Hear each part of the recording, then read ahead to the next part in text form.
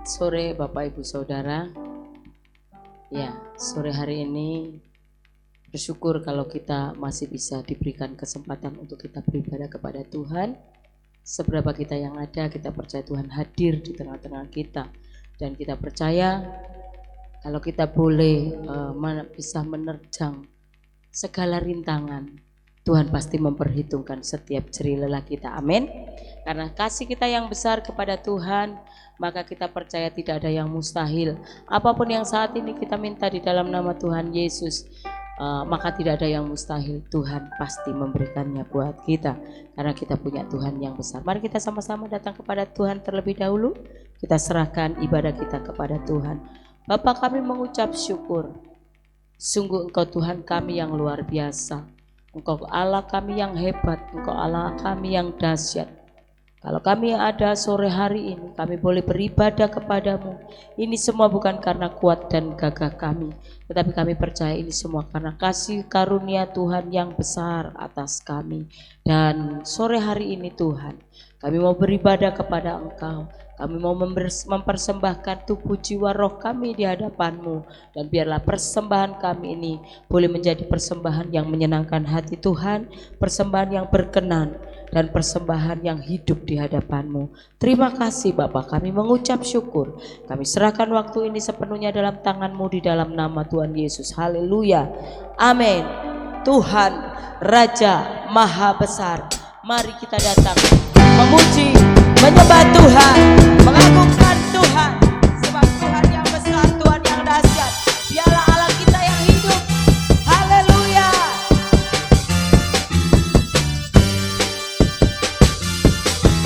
Tuhan Raja Maha Besar, mari datang menyembahnya. Raja Maha Besar,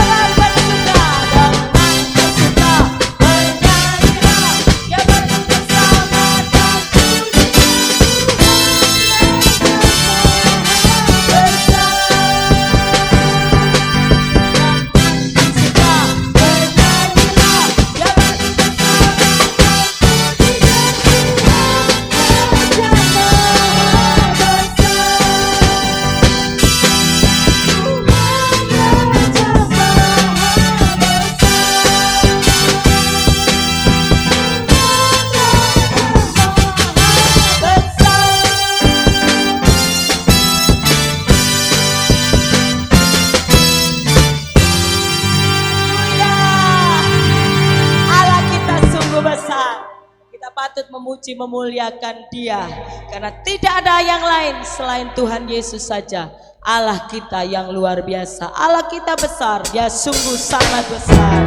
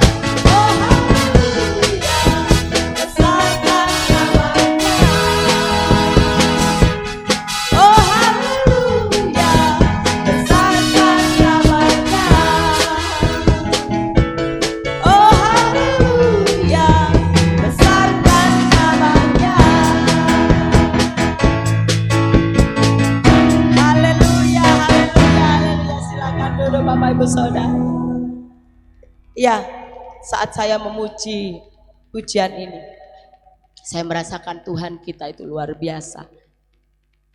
Saya bersyukur punya Allah seperti Tuhan kita. Saya punya sahabat, saya punya teman dekat, dan dia sangat peduli dengan saya. Ada sesuatu gitu, dia kerasa.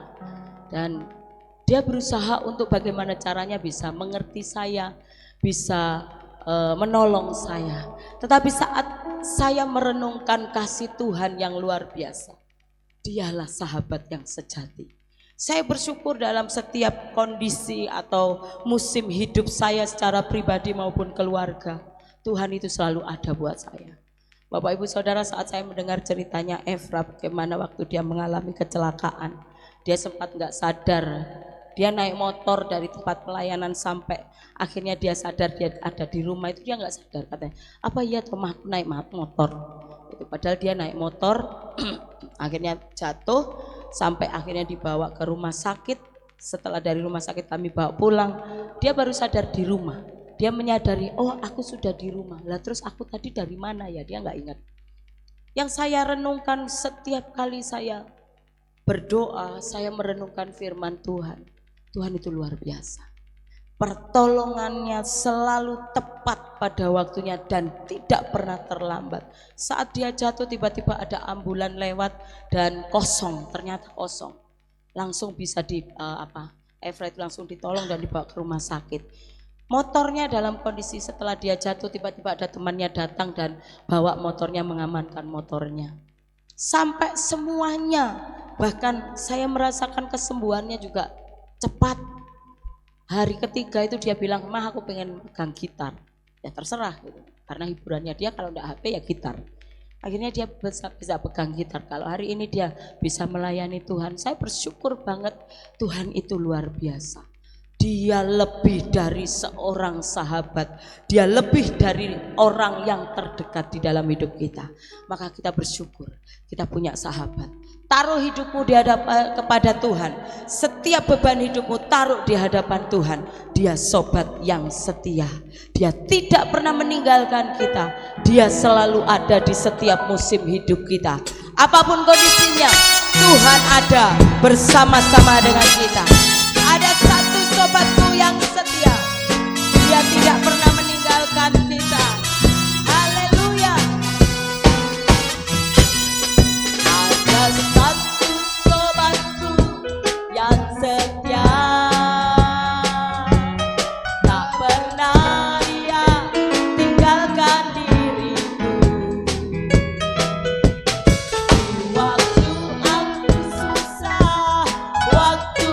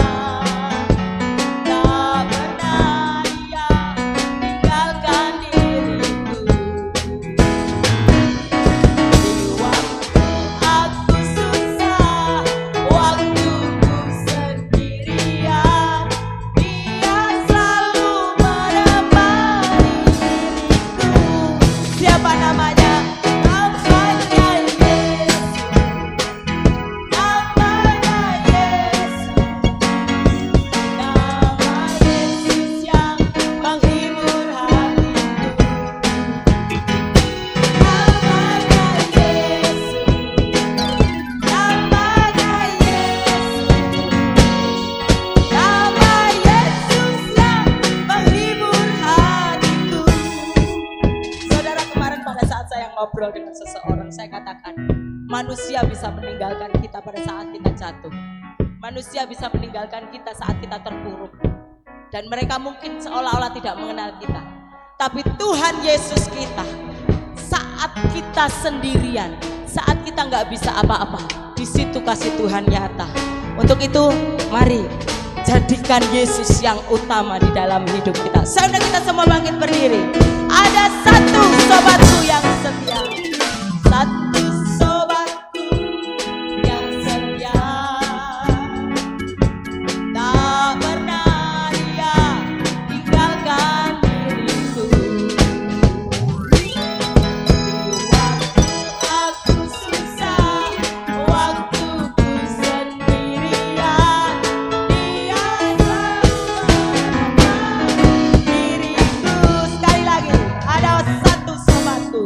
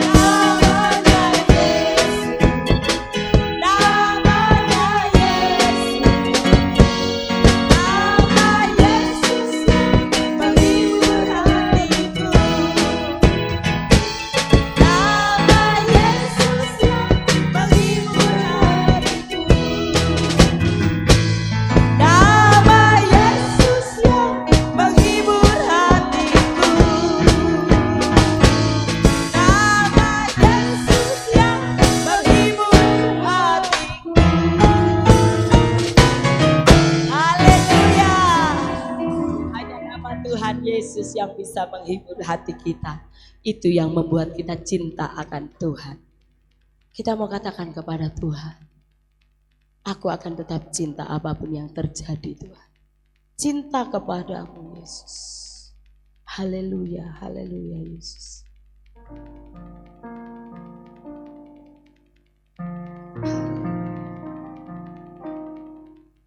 Kami mau mengasihi Engkau Tuhan. Apapun musim hidup kami mau tetap cinta kepadamu Tuhan Yesus. Tidak ada yang bisa mempengaruhi kami Tuhan. Kami mau belajar untuk setia, untuk tetap mencintai Engkau. Sekalipun ada taufan badai menerpa hidup kami. Haleluya Yesus. Ku tetap cinta, ku tetap cinta, walau badai datang menerpa. Ku tetap cinta, ku tetap setia, ku tetap setia. Haleluya Yesus, ku tetap setia, walau taufan datang menerpa. Ku tetap setia, ku tetap cinta, ku tetap cinta, walau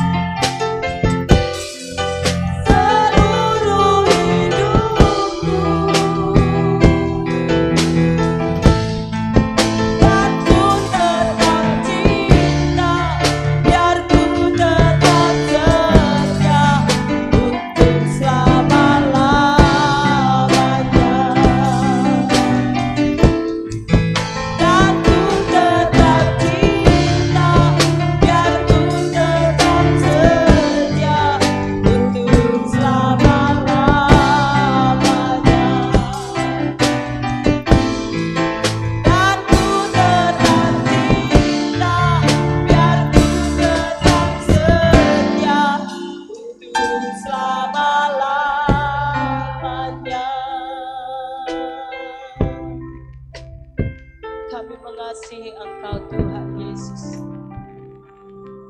Apapun yang kami miliki tidak ada artinya Tuhan, dengan cinta Tuhan yang besar yang Tuhan limpahkan atas kami. Terima kasih Tuhan Yesus. Terima kasih Tuhan.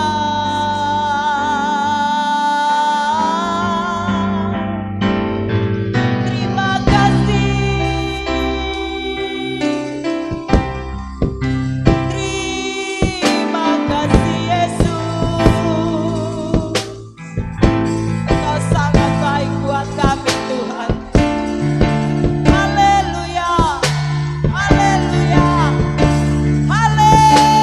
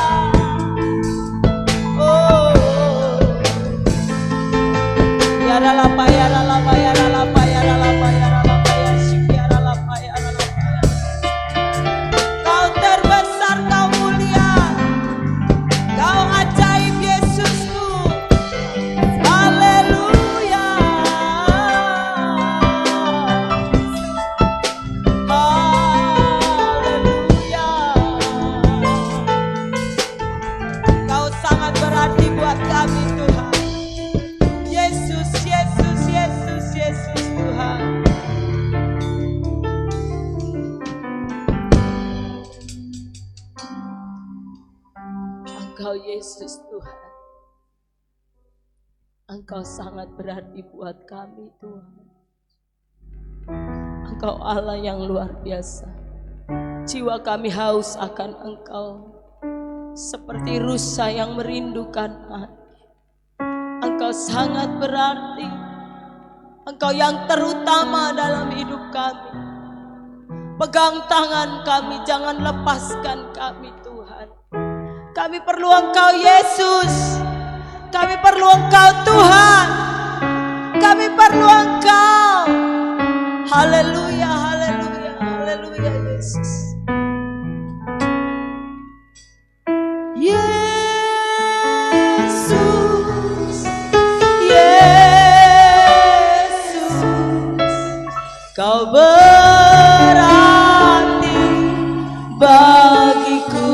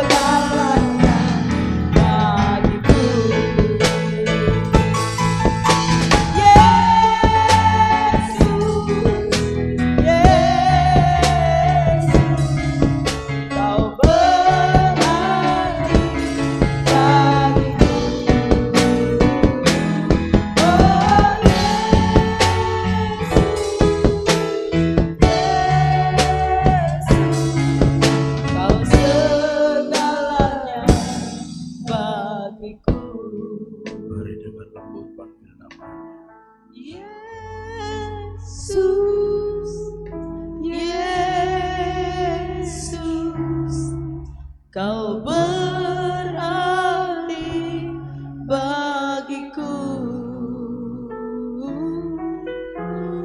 Yesus, Yesus, Kau segalanya bagiku. Mari rasakan kasih. Yesus,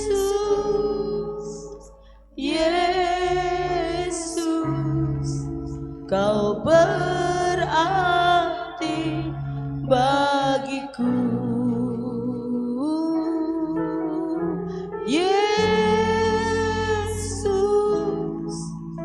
Yesus, Kau segalanya bagiku. Kau segalanya bagiku. Kau segalanya bagiku.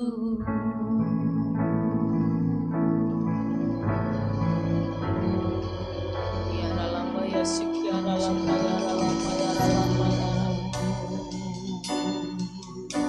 Yara lama yara lapa yara nama yara lama ya yara lapa yara lama yara lapa yara lama yara lama yara lama yara re yara lapa yara nama yara lama yara lapa yara lama ura papa papa ya se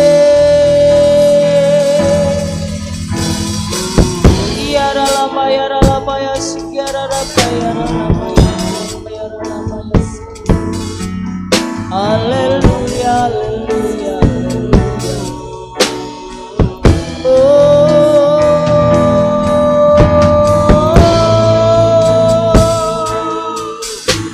Irada payara namayara lamayara lamayara lamayara mu. Iara rere la paya sukiara lamayara lamayara lamayara. Jesus, Jesus, Jesus, Jesus. Haleluya, haleluya, haleluya, haleluya, haleluya, haleluya. Yesus, Yesus, Yesus Tuhan. Haleluya, Yesus.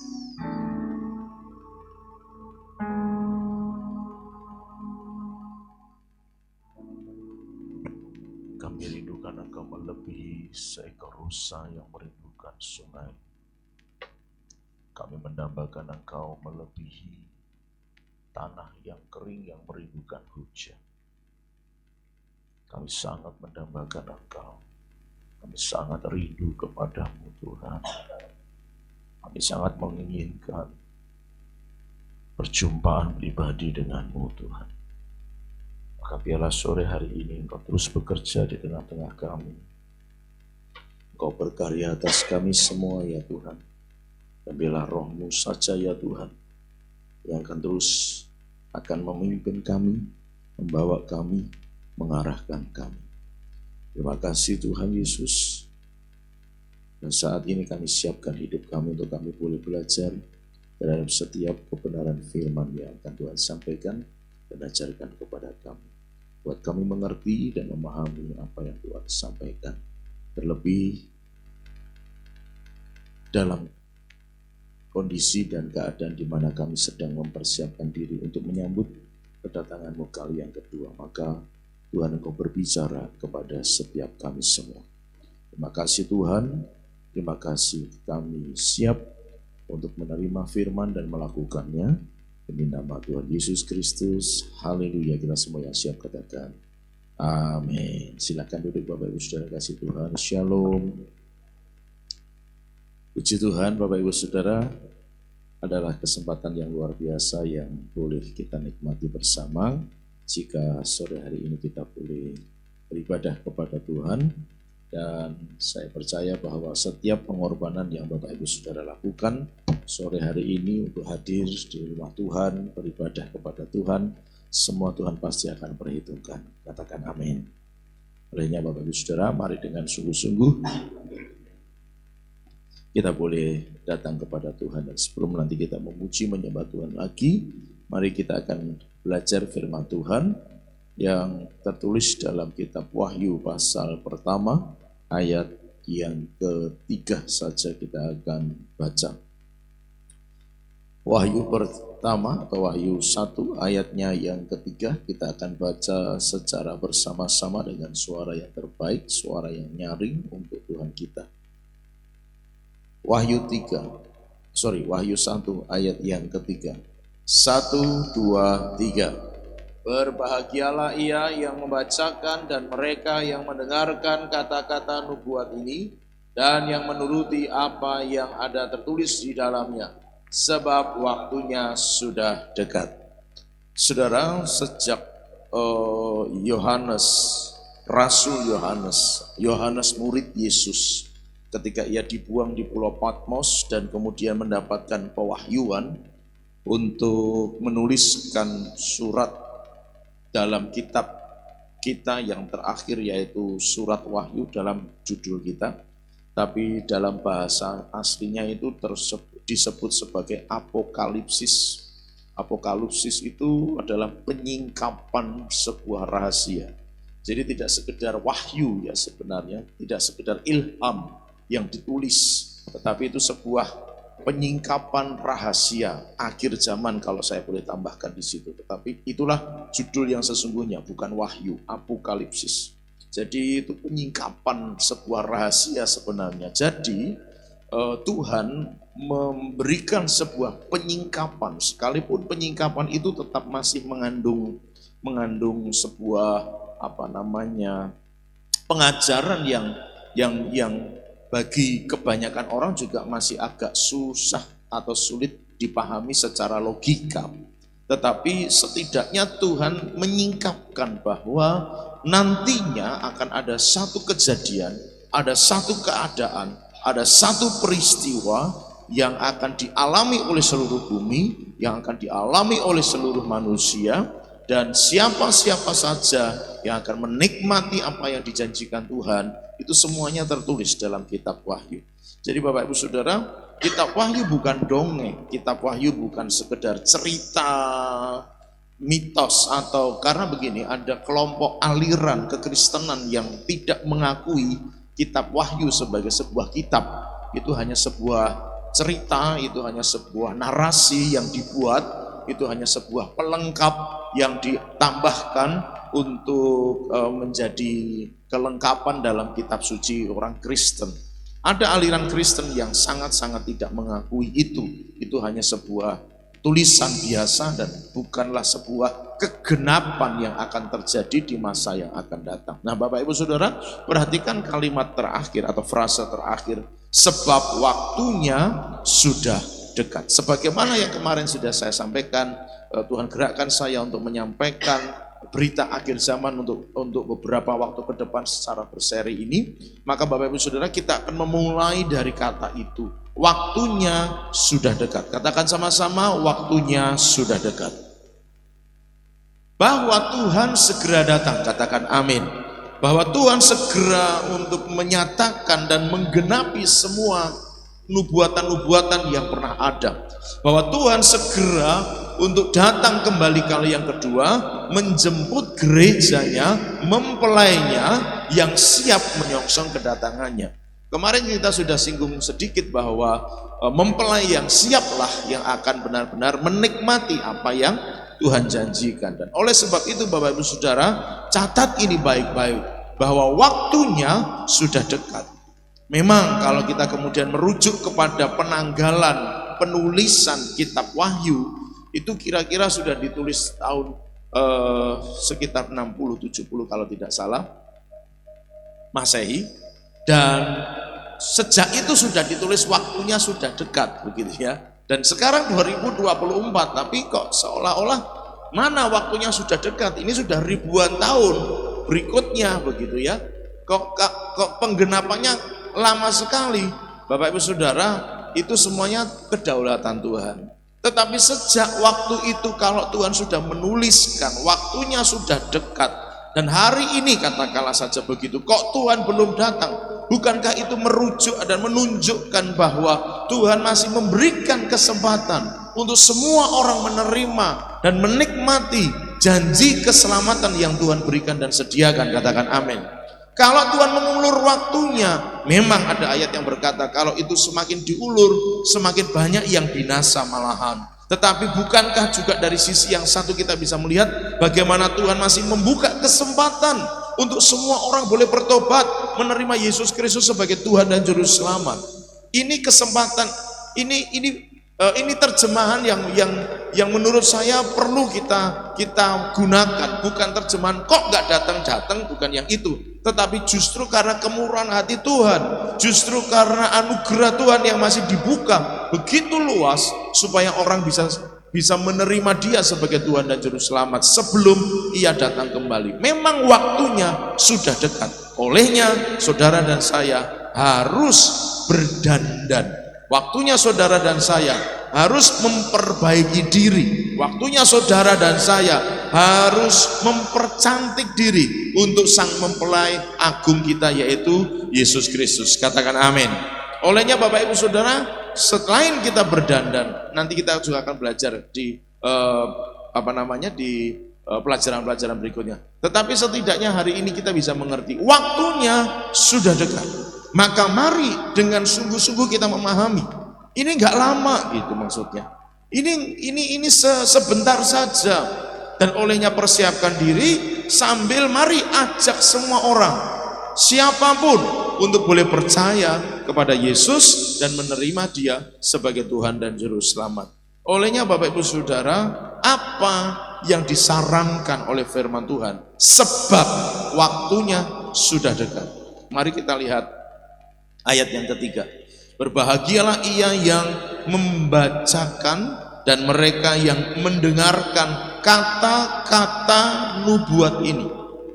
Sebenarnya dari kelompok orang yang tidak percaya, mestinya dia harus menjelaskan kata ini, nubuat.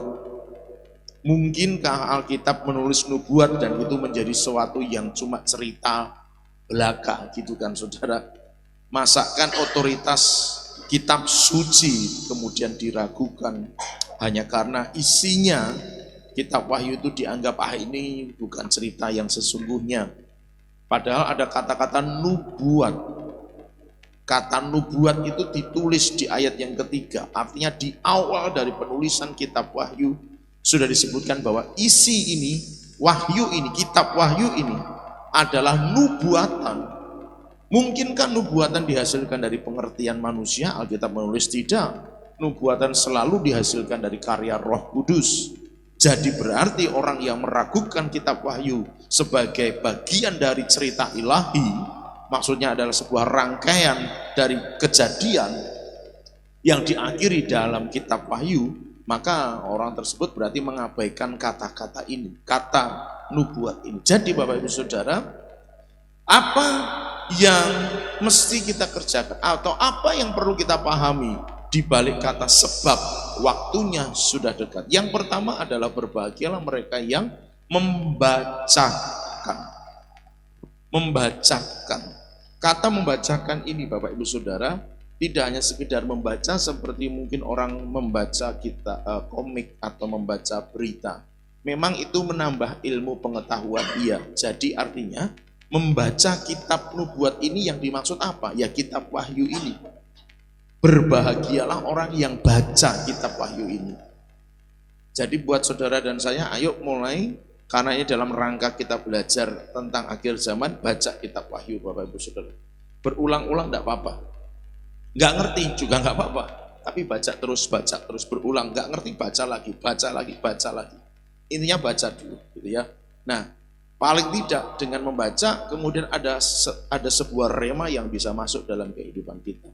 Tapi kata membaca itu tidak hanya sekedar seperti orang membaca koran yang kemudian dapat informasi, oh hari ini cuaca akan mendung, atau oh terjadi peristiwa di sana selesai, begitu saja. Dan kemudian orang bisa melupakan berita itu. Tidak Bapak Ibu Saudara, dalam bahasa aslinya kata membaca itu berasal dari dua kata, anaginosko. Ana dan ginosko. Ginosko itu pengetahuan. Ana itu sebagai preposisi atau kata depan yang bisa berarti di tengah-tengah. Jadi kalau kata itu dipisah, diterjemahkan, anaginosko itu artinya di tengah-tengah pengetahuan. Jadi membaca itu tidak sekedar baca, tapi baca itu supaya tahu, gitu loh Saudara. Baca itu supaya ngerti. Baca itu supaya tidak hanya sekedar nambah ilmu pengetahuan, tapi paham dari ilmu itu sendiri. Jadi semacam misalnya kalau anak sekolah belajar penambahan atau belajar pengurangan, tidak sekedar informasi yang didapat sehingga kemudian ketika ilmu itu terjadi atau diterapkan dalam kehidupan mereka dan mereka tidak bisa menerapkannya. Karena cuma sekedar nyantol di kepala saja, tidak benar-benar paham bagaimana cara menggunakan ilmu pengetahuan itu. Bagaimana cara menambah yang sesungguhnya, bagaimana cara mengurang yang sesungguhnya, si anak nggak ngerti. Tapi dia dapat informasi dari gurunya tentang penambahan dan pengurangan. Nah, membaca tidak sekedar dapat informasi sehingga kemudian jadi lupa. Nah, membaca itu artinya menambah pengetahuan sehingga itu bisa dikerjakan dalam kehidupannya. Jadi Bapak Ibu Saudara, apa yang harus dikerjakan oleh orang percaya? Karena kata-kata sebab waktunya sudah dekat. Sehubungan dengan waktu Tuhan yang sudah dekat, baca.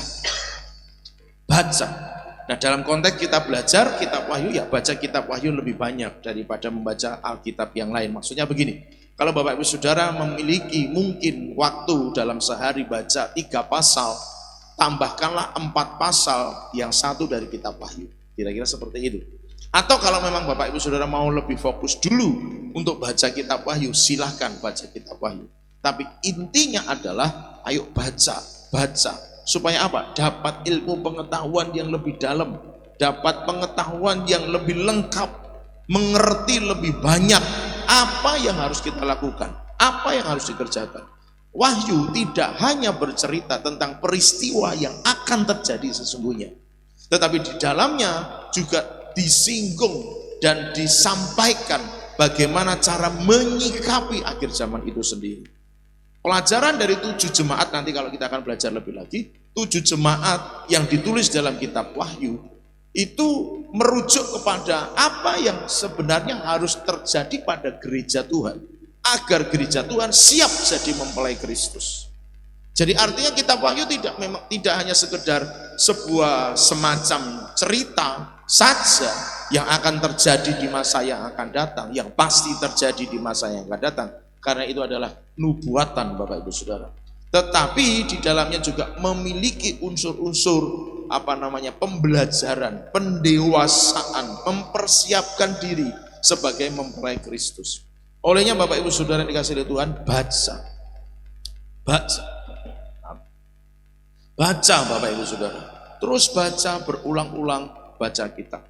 Lalu Bapak Ibu Saudara, yang kedua dikatakan berbahagialah ia yang membacakan dan mereka yang mendengarkan.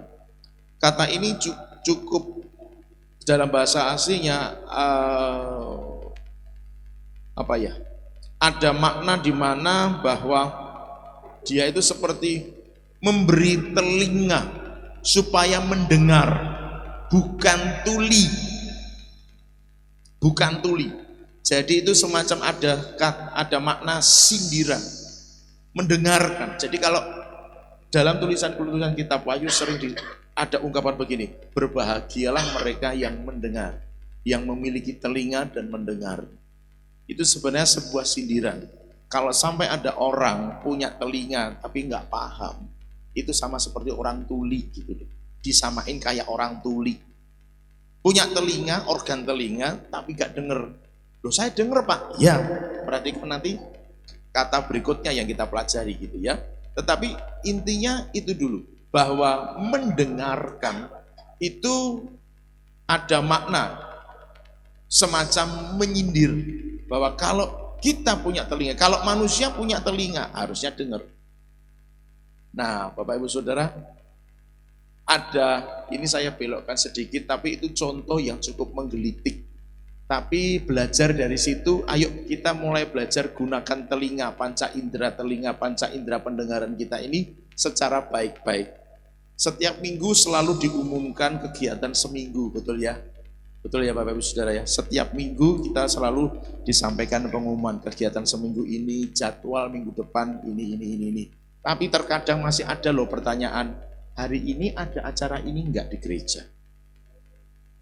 Ya, saya tidak menyebut nama, tapi ada beberapa di antara kita yang kadang-kadang, Pak, Bu, hari ini ada doa puasa. Loh, kan sudah diumumin.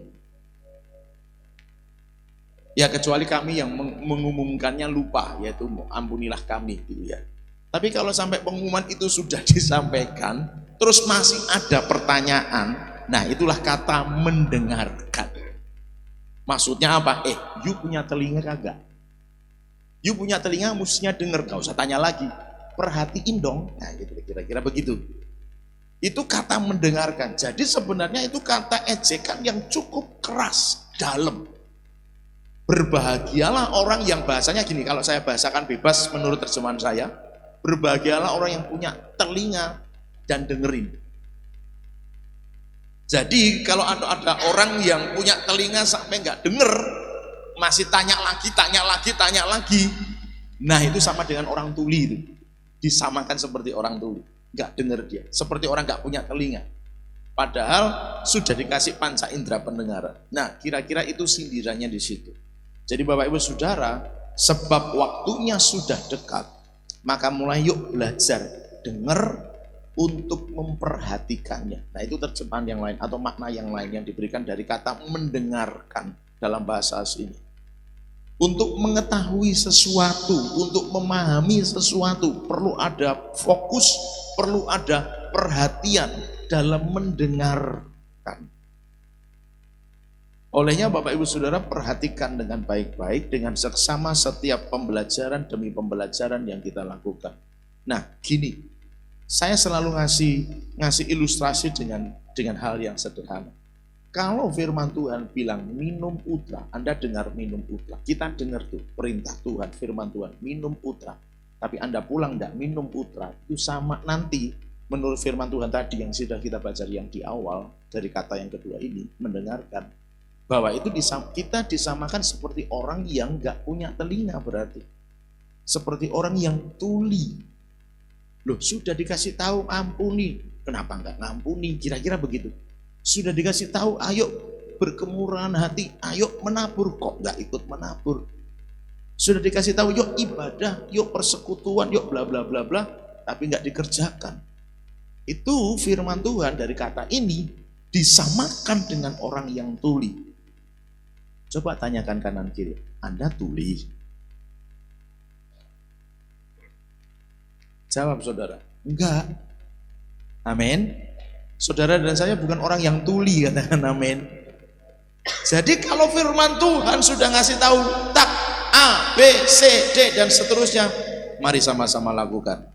Yang mau katakan sama-sama, aku mau lakukan firman. Sebab kalau tidak dikerjakan, itu disamakan dengan orang yang tuli.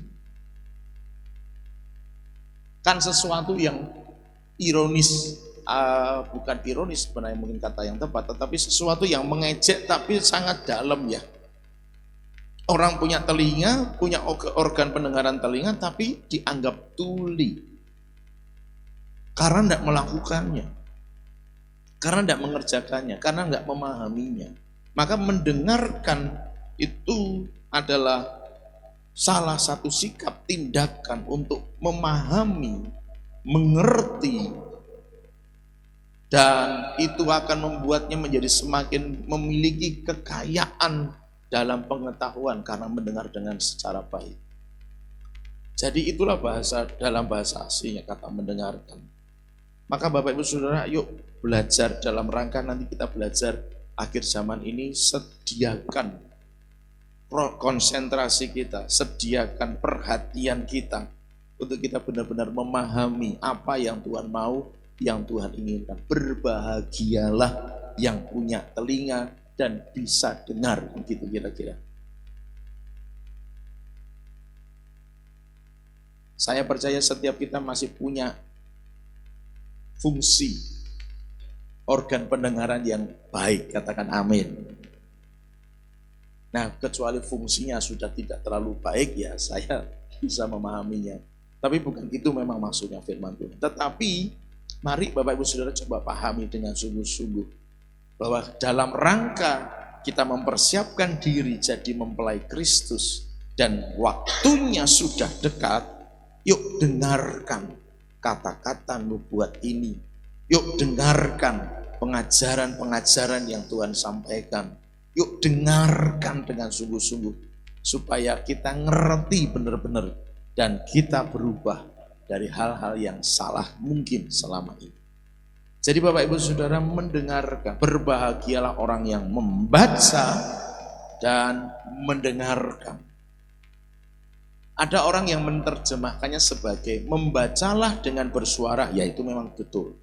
Tapi memang konteksnya adalah waktu kita berposisi sebagai pribadi, baca kitab suci. Tapi pada waktu kita posisi sebagai orang yang mendengarkan, dengarkan dengan sungguh-sungguh. Kira-kira begitu cara memahaminya. Jadi tidak hanya sekedar berbicara, ayo baca kitab suci secara bersuara sampai telinga kita mendengar. Memang ada penelitian Bapak Ibu Saudara, membaca Alkitab dengan bersuara dibandingkan membaca Alkitab di dalam hati memiliki efek yang berbeda terhadap tubuh jasmani. Perhatikan, tubuh jasmani. Jadi ada dampak secara fisikly yang bisa dirasakan orang ketika dia baca kitab suci dengan bersuara dibandingkan dengan baca Alkitab tanpa suara. Itu penelitiannya kalau nggak salah di Jepang. Apa yang efeknya kalau orang baca Alkitab secara bersuara? Meningkatkan sistem imun tubuh. Hebat enggak tuh Alkitab? Luar biasa loh saudara. Kasih tau kanan kiri. Alkitab kita luar biasa. Muka belakang juga ya. Nanti kalau kanan kiri doang nggak ada yang kanan kirinya, kasihan. Ya, muka belakang juga. Hebat loh Alkitab kita. Maka bacalah, katakan amin. Bacalah. Itu memiliki dampak yang luar biasa, Bapak Ibu Saudara. Ya, kemudian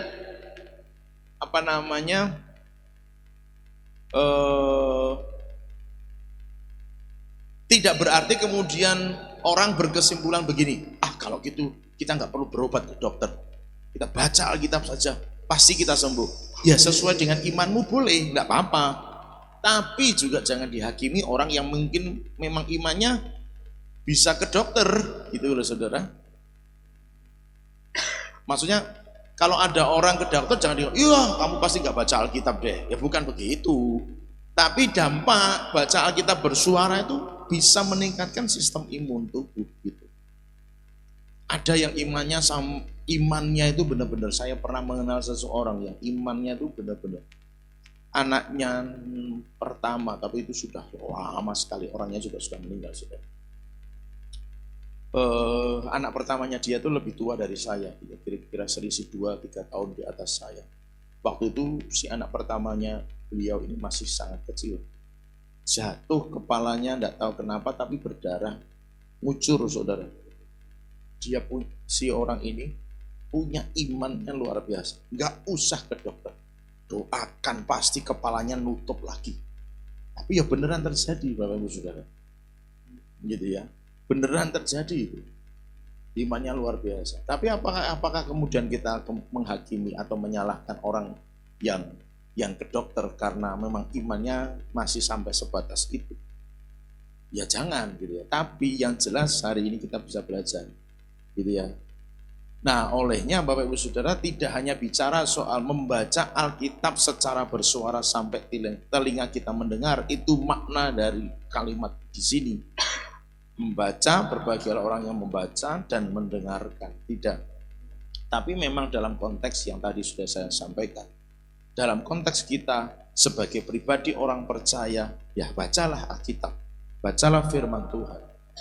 Dalam konteks kita diajari firman Tuhan, dengarkan dengan sungguh-sungguh, dengarkan dengan sungguh-sungguh, sampai kita benar-benar memahami, mengerti. Makanya kalau dalam konteks kita mendengarkan, itu butuh konsentrasi, butuh perhatian, butuh stamina. Karena kalau staminanya pas lagi kurang bagus, dengerin firman tidak bisa fokus, kan gitu Bapak Ibu Saudara. Butuh perjuangan, tidak disambi lihat medsos dan lain sebagainya, tapi fokus dengerin firman Tuhan. Ada orang pernah cerita kepada orang lain, menceritakan temannya, iya loh, ternyata waktu saya duduk bersama jejer dengan dia singer, dia di depan, ternyata sementara khotbah itu dia buka-buka Facebook loh, karena saya di sebelahnya, jadi saya bisa lihat dia sedang ngapain dengan HP-nya gitu kan saudara. Iya loh gitu kan. Ya selama ini orang ini cuma dengar isu. Dia tuh ngapain sih? Kalau tiap kali ibadah kok jarinya begini aja, saudara ngerti kan ya? Berarti kan nyekrol toh itu. Nyekrol HP kan. Lah emang ayat yang kita bahas sepanjang itu, nyekrol terus ini jempolnya nggak pernah berhenti. Emang ayatnya yang kita baca sebanyak itu enggak kan? Satu ayat selesai dijelaskan 3 jam kan gitu kan saudara ya toh. Nah, tapi ini jempol main terus ini. Ya ngapain? Nah, orang ini membuktikan ketika si orang yang diisukan ini jejer dengan dia. Ternyata bener loh. Oh lah, kalau dengerin khotbah itu dia bukanya Facebook, dia bukanya WhatsApp gitu. Nah, saya bersyukur di sini tidak ada yang ketahuan.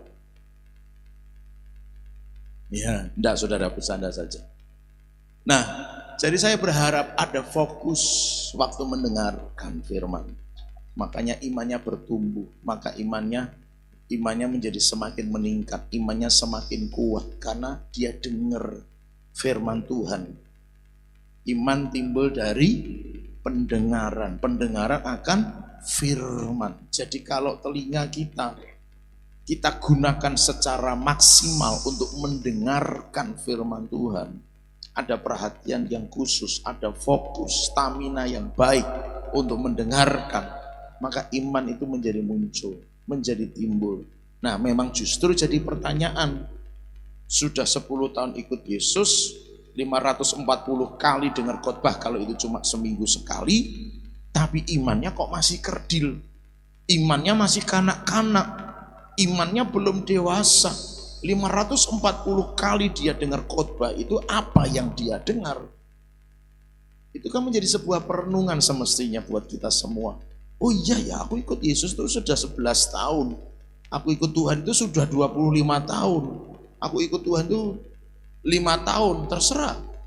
Tapi sebanyak itu firman Tuhan sudah didengarkan, semestinya sudah menimbulkan iman yang lebih kuat. Karena iman timbul dari pendengaran akan firman Tuhan. Justru menjadi aneh apabila misalnya sejak kecil dia gereja, sejak bayi dia sudah digendong oleh ibunya, bawa ke gereja, ikut sekolah minggu, sampai usianya sekarang mungkin 50-an katakanlah saja begitu, atau berapalah terserah. Tapi imannya masih kerdil. Lalu telinga ini dipakai buat mendengarkan atau tidak? Atau bahasa Alkitabnya yang tadi, apakah mungkin dia jadi tuli karena itu? Nah, Bapak Ibu Saudara yang dikasihi Tuhan, ayo jangan sampai kita menjadi merasa gak apa-apalah, ya sudahlah, dianggap tuli juga gak apa-apa. Bukan begitu. Mari Bapak Ibu Saudara menyadari, ini waktunya sudah dekat. Persiapkan diri jadi mempelai Kristus. Salah satu yang harus kita kerjakan adalah, selain ayo mulai banyak dan aktif, lebih giat lagi baca Alkitab, baca firman Tuhan, ayo dengerin dengan sungguh-sungguh, mendengarkan dengan sungguh-sungguh. Nah, kemudian Bapak Ibu Saudara, kata yang ketiga, mendengarkan kata-kata nubuat ini dan menuruti apa yang tertulis di dalamnya. Menuruti itu kalau dalam bahasa aslinya disamakan seperti orang yang memegang dengan kuat atau memelihara, menjaga, itu namanya menuruti. Jadi artinya dilakukan itu tidak hanya sekedar, Pak minum obat ya, oke minum obat, tapi tanpa ada semacam, dalam bahasa ini ya, dalam bahasa Wahyu ini, tanpa semacam tidak ada penghayatannya. Contoh ini hanya contoh, maafkan, tidak bermaksud menyinggung sana sini, tidak. Tapi ini hanya contoh. Pak, Bu, jadi singer ya? Oke, singer. Tapi pada waktu dia nyanyi itu tanpa ada sense-nya, tanpa ada perasaan. Ya udah nyanyi aja seperti nyanyi Indonesia tanah airku. Misalnya begitu, seperti nyanyi balonku ada 5. Selesai. Itu menuruti belum? Loh, sudah menuruti loh. Dia mau jadi singer, dia mau nyanyi. Tapi apakah dengan penghayatan? Mungkin tidak gitu kan. Nah, kata menuruti itu seperti ada orang yang pegang, jaga baik-baik. Artinya tidak hanya sekedar ya wes dikerjakan begitu saja tanpa ada nilai-nilainya yang mengubah dirinya. Orang bisa jalan bersama tapi hatinya mungkin masih tidak enakan satu dengan yang lain. Orang masih bisa duduk bersama tapi hatinya sedang iri dan seterusnya. bisa bergerak dan bekerja secara bersama, tapi hatinya tidak mencair, tidak menganggapnya sebagai sebuah keluarga. Itu yang namanya tidak menuruti ya sebenarnya. Dia melakukan sesuatu sebenarnya, tapi tidak dengan hati yang menjaganya, tidak dengan hati yang benar-benar memeliharanya. Nah, jadi kata menuruti itu tidak hanya sekedar melakukan, mengerjakan tugas yang dipercayakan, tapi tanpa hati yang benar-benar dicurahkan atasnya. Bapak Ibu Saudara, orang bisa banyak melakukan kegiatan-kegiatan rohani, tapi tanpa ada perasaan, maksudnya ada hati yang dicurahkan di dalamnya. Orang bisa nyembah ribuan kali tapi tanpa perjumpaan dengan Tuhan. Nah, itu yang bedanya. Kata menuruti itu ada unsur menjaga, memelihara. Jadi kalau itu digambarkan sebagai orang menyembah Tuhan, penyembahannya membawa dia mengalami perjumpaan dengan Tuhan. Ada enggak orang Kristen yang bisa nyembah ribuan kali tapi tidak pernah mengalami perjumpaan dengan Tuhan? Banyak. Karena dia melakukan penyembahannya hanya sekedar lip service. Ya hanya sebuah pelayanan di lidah, tidak dengan hati. Maka pelayanan demi pelayanan yang sejak awal saya sampaikan kepada Bapak Ibu Saudara, itu Bapak Ibu Saudara megang kantong persembahan saja, itu pelayanan. Bukan sekedar oh ini kantong ya sudah. Tidak, dengan hati. Kasih tahu kanan kiri muka belakang bilang, dengan hati. Cintailah itu gitu loh Saudara. Ibarat kata nih, ibarat ya maaf ini cuma contoh. Ibarat kata kantongnya kok sudah lusuh ya, tak cucinya. Itu kalau orang enggak punya hati enggak mungkin gagas sampai ke situ. Alah masa bodoh. Orang Jawa bilang alah barang gitu kan Saudara. Bukan yang begitu. Menuruti itu tidak yang sekedar ya kerjakanlah pokoknya tunaikan tugas. Tapi tanpa hati yang mengasihi. Bukankah Paulus pernah berkata, sekalipun aku bisa bahasa malaikat, tapi kalau aku nggak punya kasih, kosong itu. Kosong. Jadi maksudnya yang tanpa arti, tanpa makna, tak ada guna. Menuruti adalah melakukan dengan cinta. Katakan sama-sama, melakukan dengan cinta. Itu kata menuruti. Seorang istri bisa masak? Bisa. Berapa kali masak untuk keluarganya dalam sehari? Bisa dia lakukan. Tapi apakah dia masak dengan cinta? Seorang suami, ayah, kerja, mati-matian, cari duit banyak, segudang. Bisa? Bisa. Tapi apakah dia melakukannya dengan cinta? Orang tua melihara anaknya, membesarkan anaknya. Bisa? Bisa.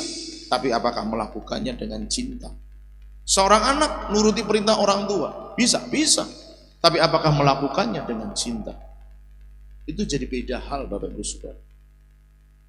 Jadi beda hal. Maka di kemarin-kemarin yang sudah kita pelajari, ayo buang semua hal yang masih kotor, semua hal yang membuat kita jadi tidak berkenan kepada Tuhan, dibuang. Katakan amin. Buang, katakan amin. Harus bersih, katakan amin. Harus kudus, katakan amin. Serius Bapak Ibu Saudara, karena itulah cinta. Jadi itu menuruti itu begitu. Menuruti itu begitu. Nah kemudian Bapak Ibu Saudara, itu 3 hal. Sebab waktunya sudah dekat. Jadi yuk baca, yuk dengarkan, yuk lakukan dengan cinta. Tidak hanya sekedar karena rutinitas atau tugas atau perintah, tapi tanpa cinta. Bahkan begini Bapak Ibu Saudara, dalam hal melakukan, saya mengingatkan kita, saya pernah khotbah ini, saya ingat sekali itu. Daud itu pernah dalam situasi perang, dan kemudian Yerusalem sudah dikepung musuh, jadi posisi Daud dan pasukannya sedang ada di luar kota Yerusalem. Dia sempat mengungkapkan kerinduannya. Aku kok kepingin minum air dari mata air yang di sana ya. Padahal di sana itu posisinya dekat kota. Dan kalau harus ngambil air di sumur itu tandanya bahwa prajuritnya harus berperang dulu karena itu sudah dikepung musuh. Tapi 3 perwiranya itu yang dicatat Alkitab pada akhirnya itu dengan taruhan nyawa mengambilkan air dari sumur di mana Daud pengen loh saudara. Nah, orang kalau punya cinta itu ngerti, baru pengen aja carikan. Tuhan pengen pondok Daud dipulihkan, kerjakan. Saya selalu ngasih tahu teman-teman di kalangan hamba-hamba Tuhan, gembala-gembala, saya bukan kasih tahu, maksudnya saya menginformasikan.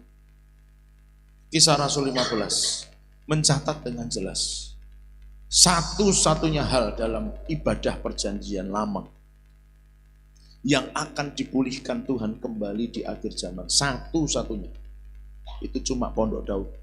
Korban tidak dipulihkan, korban binatang itu maksudnya ya, korban sembelihan, korban curahan, kan ada itu dalam Alkitab Imamat itu ditulis korban curahan tidak dipulihkan.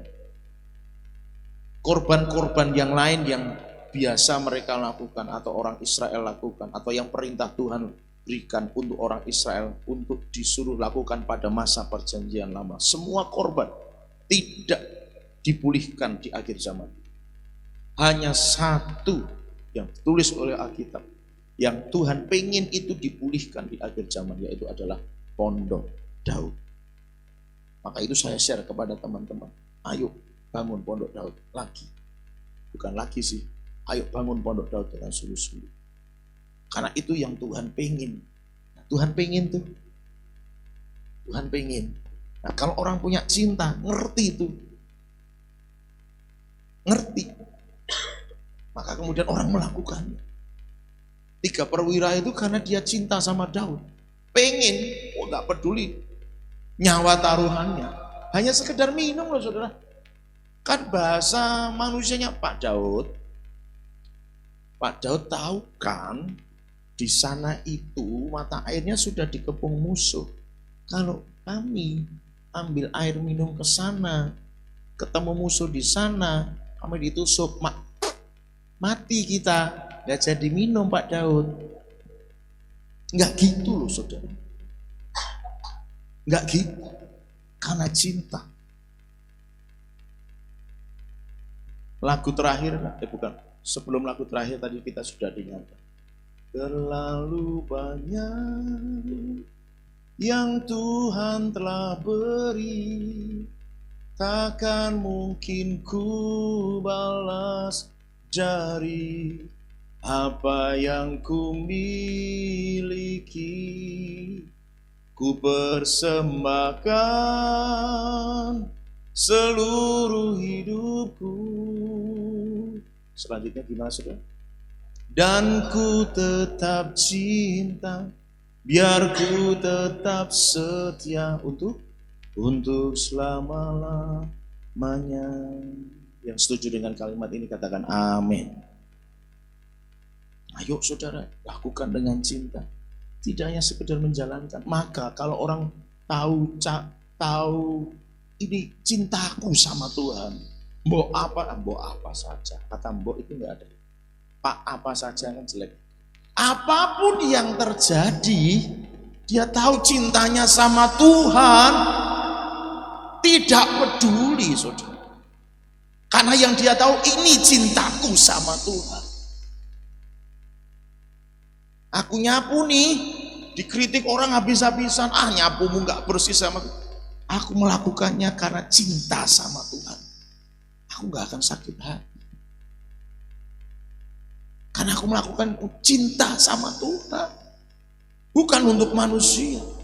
Lakukan segala sesuatu seperti untuk Tuhan, itu ayatnya.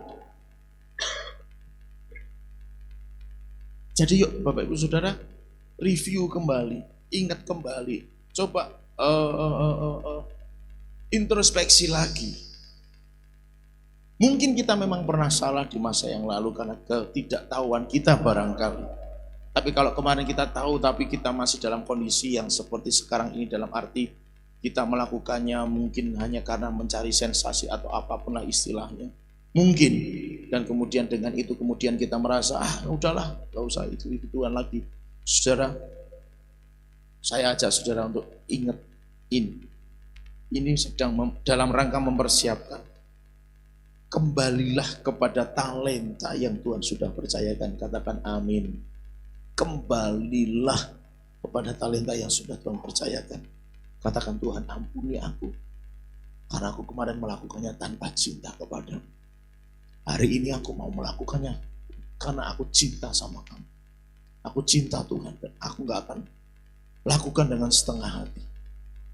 Apapun yang terjadi, aku melakukannya karena aku cinta kepada Tuhan. Yang sepakat dengan saya katakan haleluya. Yuk lakukan dengan cinta. Saya dulu pernah ngasih ilustrasi soal cinta ini. Ada pepatah dunia berkata, laut akan kuseberangi, apalagi gunung akan kudaki, demi cintaku padamu, ke gurungku ikut denganmu. Itu orang, makasih buat ahamnya. Tapi serius, saya tidak pernah melewati gurun, saya tidak pernah menyeberangi laut, saya tidak pernah mendaki gunung, saudara. Saya hanya kesasar sampai ke terminal yang lain demi mengejar cinta. Alah, makasih banyak.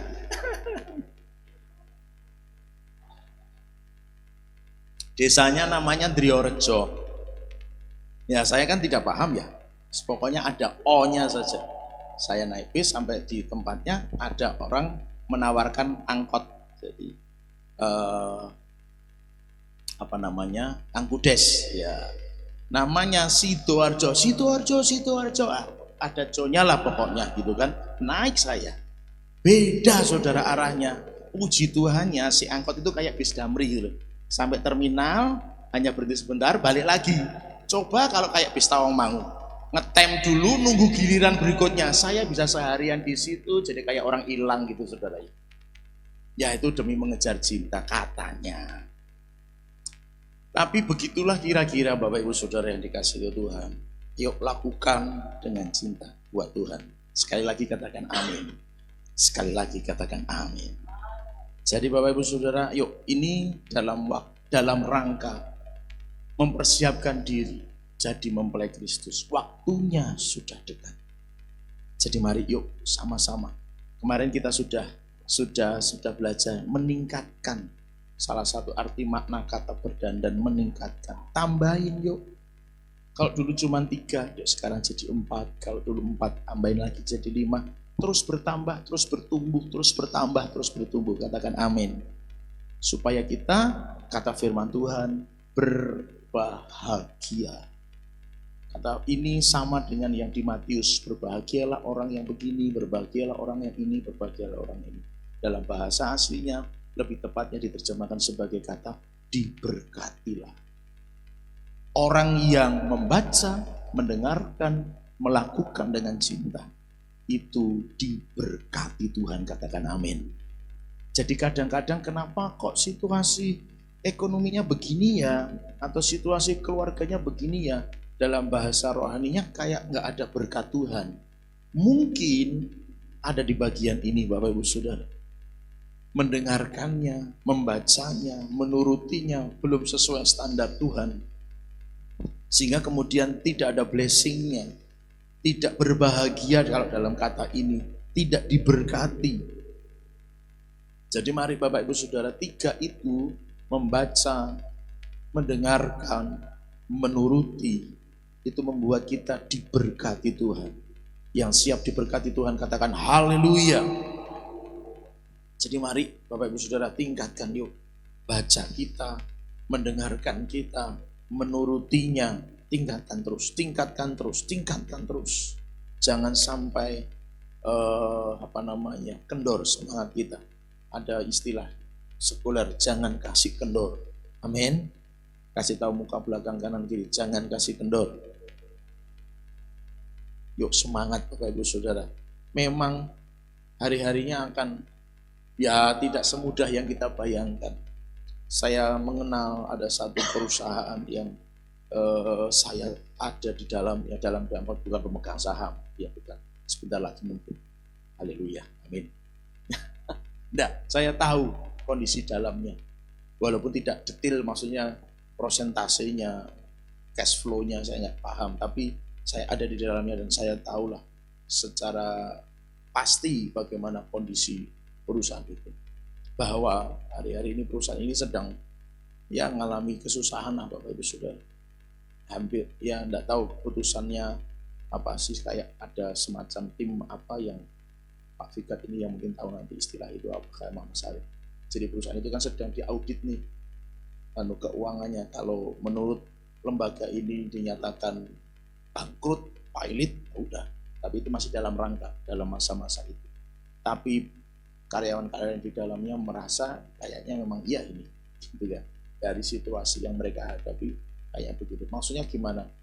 Saya sudah sampaikan di awal-awal waktu kita mau pilihan presiden, gitu kan, bahwa yang kita pilih bukan Allah karena perkenalan atau apapun, karena partai atau karena track record, bukan.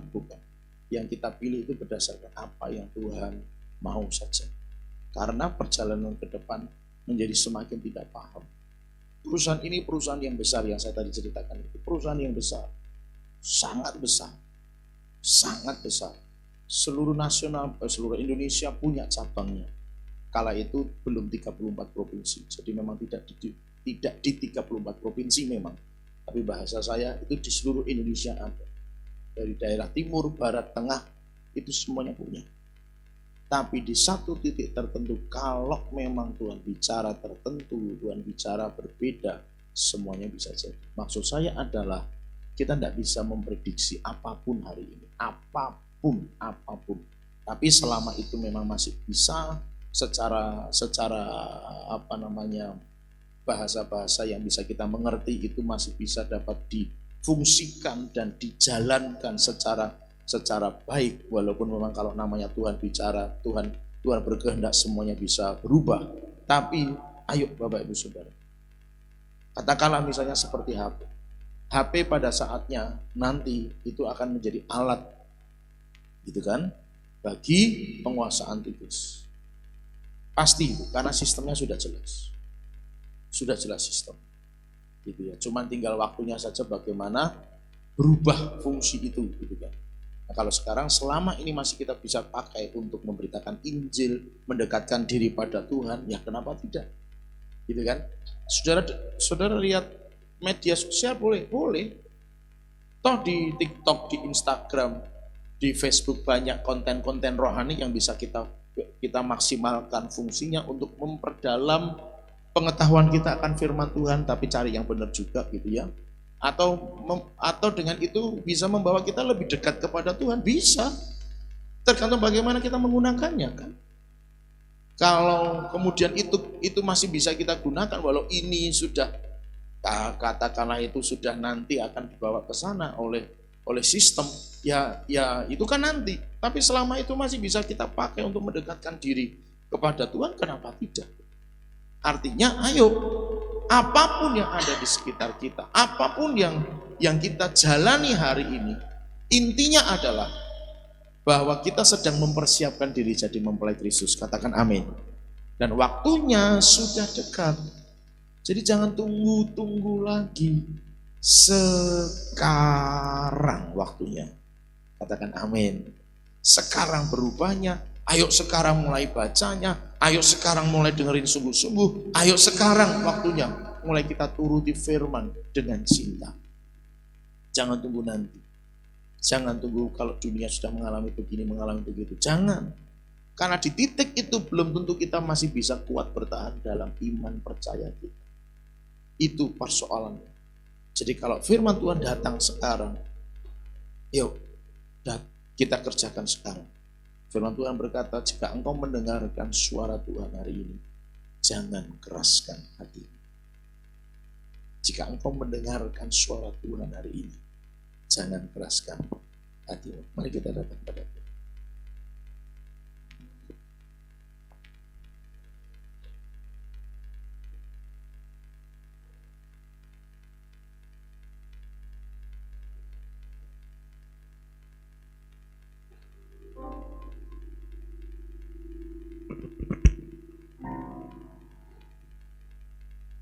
Masing-masing kita akan menghadapi sebuah perjalanan yang berbeda. Tapi di perbedaan perjalanan itu masing-masing memiliki urusan pribadi dengan Tuhan. Dan urusan itu hanya satu, yaitu mempersiapkan kita jadi mempelai Kristus. Bapak Ibu Saudara mesti sadar, mesti perhatikan itu semua. Tanda-tandanya sudah diberikan. Ada begitu banyak hal yang Tuhan izinkan terjadi dalam hidup kita. Dan itu akan selalu mengarahkan dan membawa kita menuju pada satu keadaan di mana kita siap menjadi mempelai. Olehnya Bapak Ibu Saudara, apapun yang terjadi, mari teguhkan hati, kuatkan hati. Apapun Bapak Ibu Saudara, kiranya jangan menggoyahkan kita untuk terus melakukan pengampunan. Apapun yang terjadi, kiranya jangan menggoyahkan kita untuk terus mengasihi. Apapun yang terjadi, kiranya jangan menggoyahkan kita untuk kita tetap terus hidup sebagai keluarga, khususnya di CSK ini, tetapi juga sebagai keluarga tubuh Kristus secara yang lebih besar. Intinya adalah mari Bapak Ibu Saudara perhatikan baik-baik. Jangan sampai keputusan demi keputusan yang kita ambil itu berdasarkan rasa hati kita semata, melainkan mari lihat kebenaran demi kebenaran yang sudah Tuhan berikan kepada kita. Sekiranya itu tidak sesuai dengan firman Tuhan, mari Bapak Ibu Saudara relakan. Mungkin kita sakit, mungkin kita terluka, tapi demi kita melakukan kebenaran, biarlah itu terjadi. Bukankah Kristus demi menyelamatkan kita, dia rela dicapik, dia rela dicambuk, dia rela disalib, dia rela dikhianati, dia rela menerima semua ejekan, ludahan, caci makian. Bukankah itu semua demi saudara dan saya menerima keselamatan, sehingga kita disiapkan sesungguhnya untuk menjadi mempelainya. Olehnya Bapak Ibu Saudara, mari atur hati kita lebih lagi, manajemen hati kita lebih lagi, supaya kita bisa benar-benar hidup seturut dengan firman Tuhan. Kita hidup sesuai dengan apa yang Tuhan inginkan. Terima kasih Tuhan. Terima kasih Tuhan. Kita naikkan pujian yang tadi. Ku tetap cinta,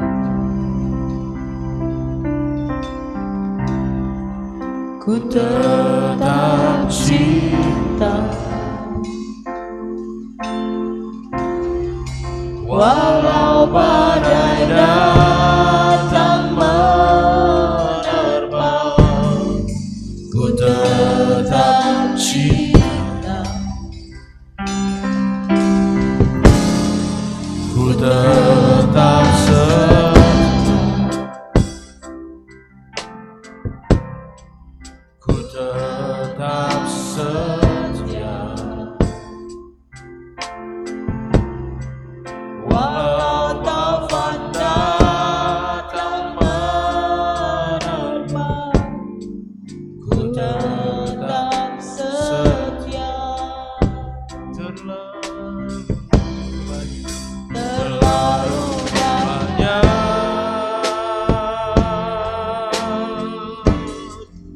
yang Tuhan telah beri, takkan mungkin ku balas dari apa yang ku miliki. Ku bersembahkan seluruh hidupku.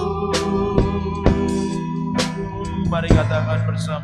Dan ku tetap cinta, biar ku tetap setia untuk selama-lamanya. yang sungguh-sungguh mau mengasihi Tuhan, mari katakan. Ku tetap cinta. Sambil taruh tangan kanan di dada sebagai bukti bahwa kita ingin mengasihi Ku Dia dengan sungguh-sungguh. tetap cinta. Walau badai datang menerpa, ku tetap cinta. Ku tetap setia. Ku tetap setia. Ku tetap setia. Walau taufan datang menerpa, ku tetap setia. Terlalu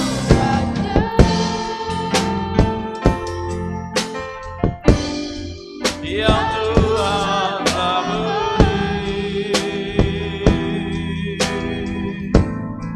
takkan mungkin ku balas apa yang ku miliki. Ku persembahkan seluruh hidupku, biar ku tetap cinta dan ku tetap setia untuk selama-lamanya. Mari sambil bangkit berdiri katakan, terlalu banyak. Haleluya.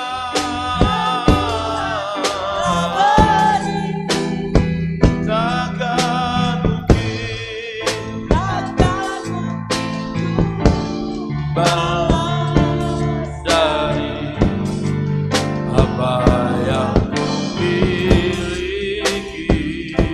Oh, ku persembahkan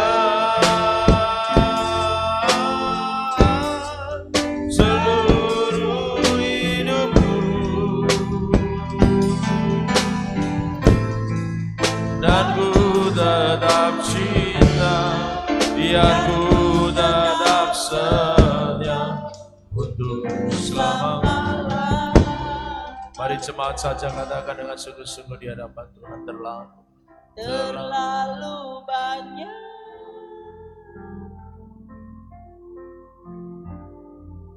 yang Tuhan telah beri, akan mungkin ku balas dari apa yang ku miliki. Yesus. Ku persembahkan Dengarkan pengakuan kami bersama di hadapan. seluruh hidupku, Kami mau tetap mengasihi Engkau sampai kapan. dan ku tetap cinta, biar ku tetap setia untuk selama-lamanya. Lebih sungguh bersama katakan, oh, terlalu banyak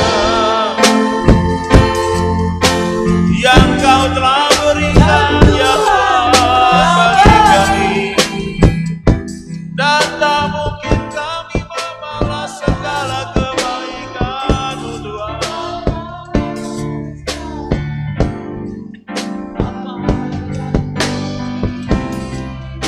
Hanya hidup kami yang kami persembahkan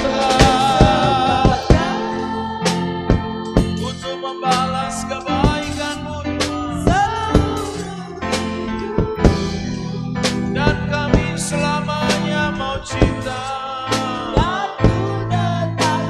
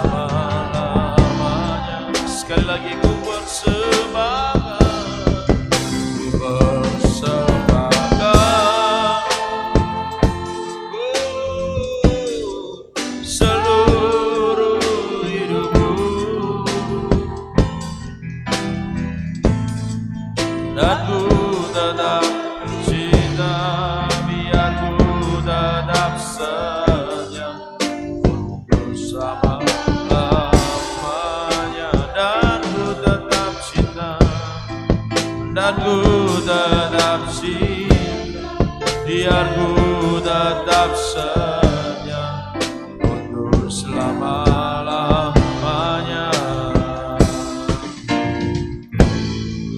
Dan ku tetap cinta, biar ku tetap setia untuk selama-lamanya. Mari sembah. Oh,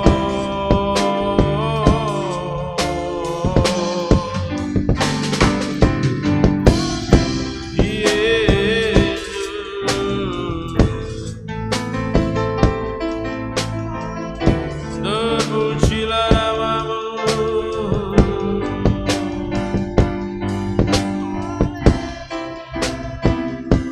Haleluya.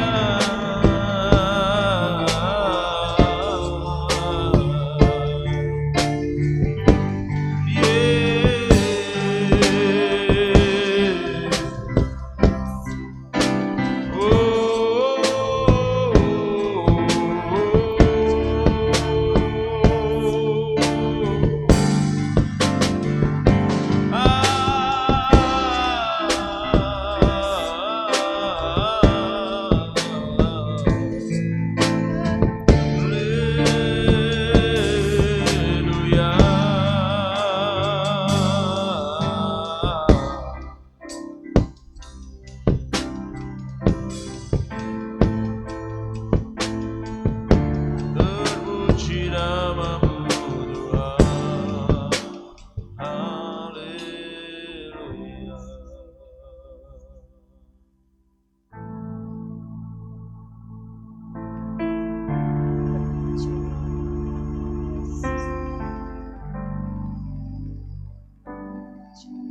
Sekali lagi Bapak Ibu Saudara yang sungguh-sungguh rindu mau berjuang untuk mulai mengasihi Tuhan, mencintai Dia, melakukan semua yang Dia inginkan dan Dia perintahkan bagi kita. Sekalipun semuanya tetap sebuah proses yang masing-masing orang akan berbeda secara waktu, berbeda dalam menjalaninya. Tapi bagi setiap kita yang sepakat hari ini, rindu mencintai Dia, rindu mengasihi Dia lebih lagi, mari taruh tangan kanan kita di dada masing-masing. Dan inilah pengakuan kami Tuhan. Kami sadar kami gak mampu. Kami masih besar ego kami. Tapi hari ini kami mau lepaskan semuanya di hadirat-Mu. Kami sadar kami masih sombong dan iri hati. Tapi hari ini kami mau lepaskan semuanya itu. Kami mau mengasihi, kami mau mencintai, kami mau mengampuni, kami mau saling mendoakan, kami mau saling memperhatikan karena kami keluarga. Olehnya Tuhan jamah hati kami.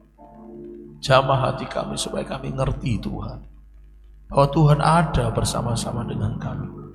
Dan Tuhan akan sedih ketika Engkau melihat kami gak seperti yang Tuhan mau. Tuhan akan sedih, Tuhan akan berduka ketika melihat kami gak melakukan apa yang Tuhan inginkan. Olehnya hari ini kami mau janji sama Tuhan. Tuhan, Kau lihat hati kami. Tapi inilah kami semua Tuhan. Kami mau sungguh-sungguh lebih lagi mencintai Engkau, apapun yang terjadi. Kami mau lebih lagi mengasihi Engkau Tuhan, apapun yang terjadi. Cinta kami kepadamu lebih besar dari apapun juga. Olehnya Tuhan jamah kami. Tuhan mampukan kami. Tuhan perbaharui roh, jiwa dan tubuh kami, agar kami mampu mengasihi, mencintai Engkau lebih dari segalanya. Kami mampu mencintai, mengasihi Engkau seperti yang Engkau mau, seperti yang Engkau harapkan. Terus berbicara dan mampukan kami untuk kami sadar bahwa ini tidak lagi berbicara tentang siapa kami dan apa yang kami rasakan atau apa yang kami alami, tapi ini semua berbicara tentang Tuhan yang adalah mempelai agung yang akan datang kembali untuk menjemput kami semua. Olehnya Tuhan sadarkan kami, ini tentang mendandani diri kami, ini tentang memperbaiki hidup kami, ini tentang mempersiapkan kami sebagai mempelai-Mu Tuhan. Olehnya sadarkan kami Tuhan, Sadarkan kami Tuhan, jikalau ada di antara kami yang mulai berpaling dari apa yang Tuhan sudah percayakan kepada kami, sadarkan kami Tuhan, buat kami kembali berbalik, buat kami kembali melakukan apa yang Tuhan percayakan itu, buat kami kembali lagi menerimanya, karena kami tidak lagi memandang pada manusia, tapi kami memandang pada Tuhan yang telah mempercayakan semuanya itu kepada kami. Dan kami akan melakukannya dengan sungguh-sungguh, melakukannya hanya karena Engkau saja Tuhan. Terima kasih Tuhan, terima kasih Tuhan, terima kasih Tuhan. Roh Kudus, mari Engkau terus berkarya atas kami, dan buat kami benar-benar menyala-nyala, semakin menyala-nyala dalam kami melayani, dalam kami melakukan bagian kami, dalam kami mencintai, dalam kami beribadah, dalam kami mengerjakan semua yang Tuhan percayakan kepada kami. Terima kasih Tuhan. Ini kami, segenap hidup kami, semuanya kami serahkan dalam tangan-Mu, dan meteraikan setiap firman-Mu atas kami semua demi nama Yesus dengan darah anak domba Allah, sehingga firman-Mu terus akan berkuasa, akan menuntun kami, mengarahkan kami. Terpujilah nama-Mu kekal selamanya. Kami mengucap syukur dan kami berterima kasih. Demi nama Yesus Kristus kami beralaskan semuanya. Haleluya. Kita semua yang diberkati katakan amin.